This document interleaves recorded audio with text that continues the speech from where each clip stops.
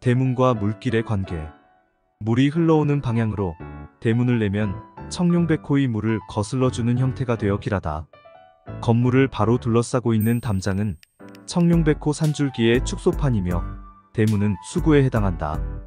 풍수에서는 청룡백호 산줄기가 물을 거슬러주고 영역 내부에서 수구로 물이 빠져나가는 것이 보이지 않아야 길하게 여긴다. 이런 원리에 따라 담장이 물을 거슬러주는 형태가 되어야 길하며 이것은 대문의 위치에 의해 실행된다.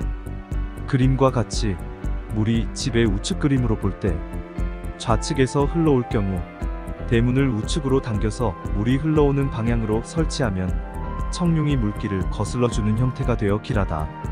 만약 그 반대로 물이 빠져나가는 방향으로 대문을 설치하게 되면 자칫 앞에서 설명한 견동토우 형태가 될 우려가 있다.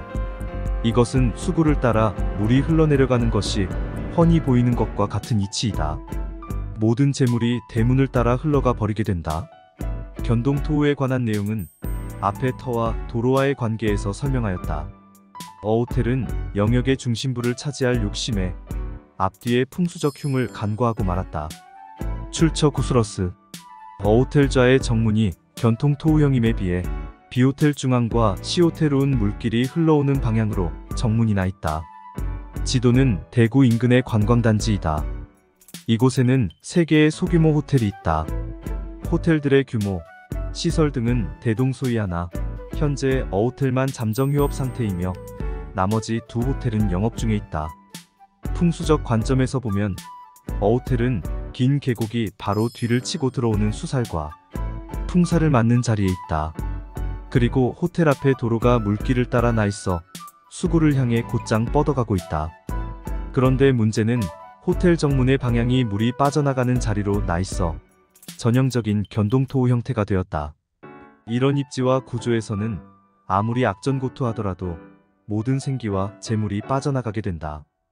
반면 나머지 2호텔은 뒤에 골짜기가 있지만 건물이 골짜기를 살짝 피해 자리를 잡고 있어 직충을 피했다. 또한 정문의 방향을 물길이 흘러오는 쪽인 택지의 우측 사진상 좌측으로 내었다. 호텔의 성업과 폐업에는 사회경제적 여건과 영업 능력 등 여러 문제들이 복합적으로 작용하겠지만 입지 선정과 건축물의 구조 등의 풍수적 단점이 어호텔의 장기간 휴업에 일말의 영향을 미쳤을 것이다. 부정형 택지의 모양 다듬기.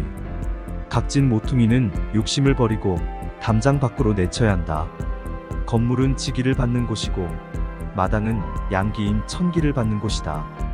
마당은 네모반듯하거나 원만한 원형으로 평탄한 것이 길상이다. 마당이 삼각형 등 날카롭게 각이 지면 극히 흉하다. 그러나 지적도에 있는 실제 땅 모양은 천차만별이다.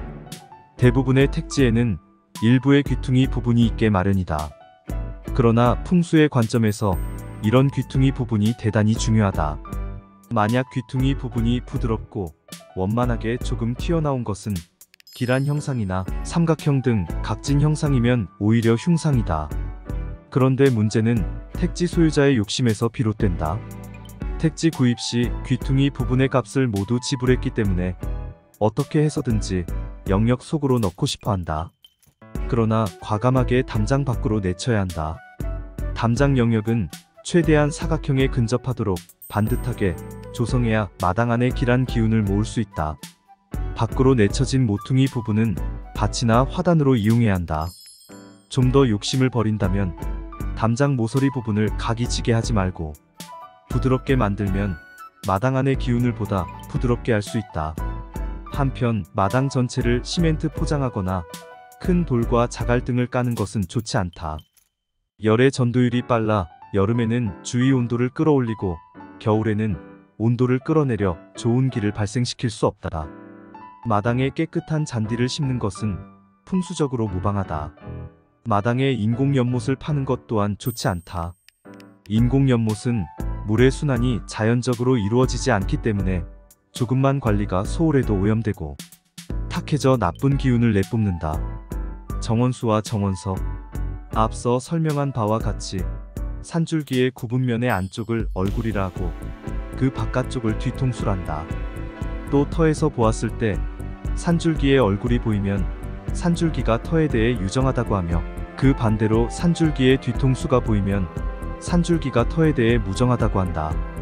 산줄기가 유무정이 있듯이 조경수 또한 그 형상으로 유무정을 구분할 수 있다. 구분의 기준은 산줄기와 마찬가지로 구분면을 어디로 향하고 있는가이다. 위의 사진의 나무들은 길을 향해 고개를 약간 숙인 것처럼 가꾸어져 있다.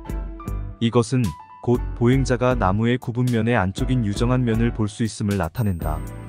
그래서 보행자는 공손히 허리를 굽혀 도열한 사람들의 가운데를 주인공이 되어 걷고 있는 듯한 느낌을 가지게 된다.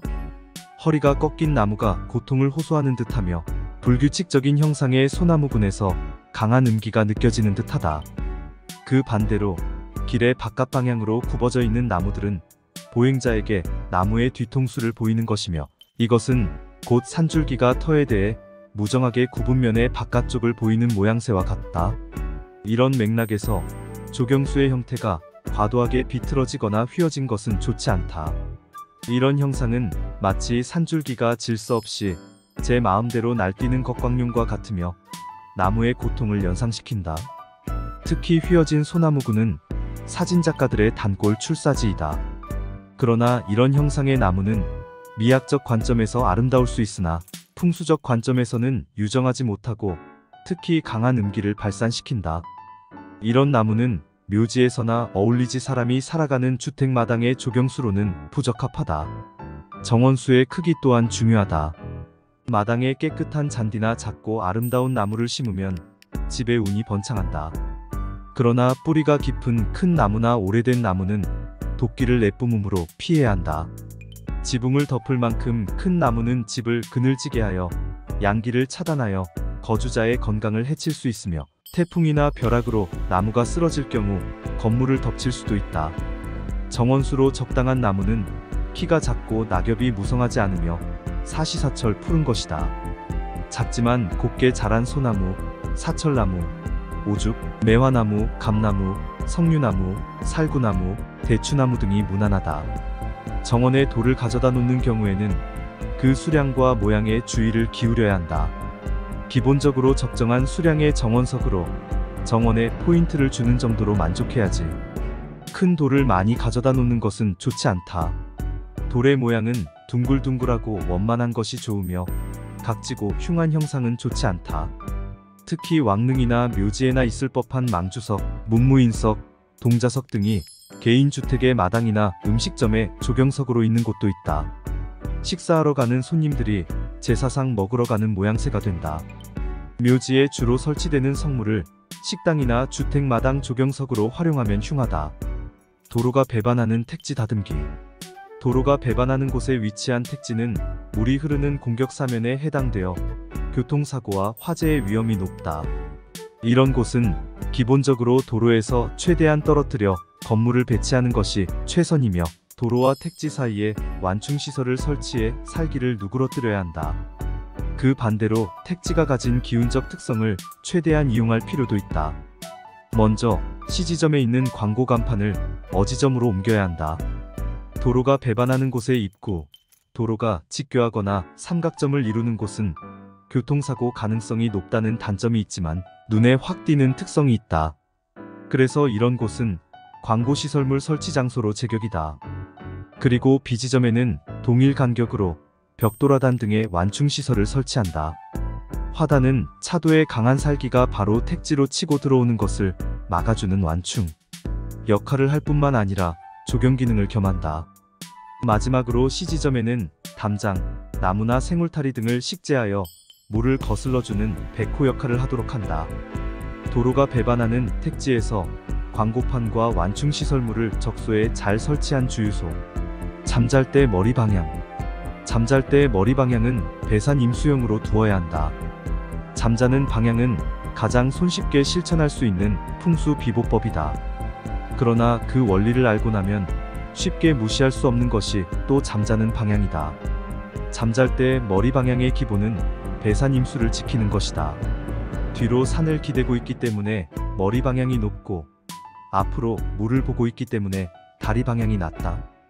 이것은 사람이 잠을 잘 때도 그렇지만 묘터에 시신을 안치할 때도 마찬가지다.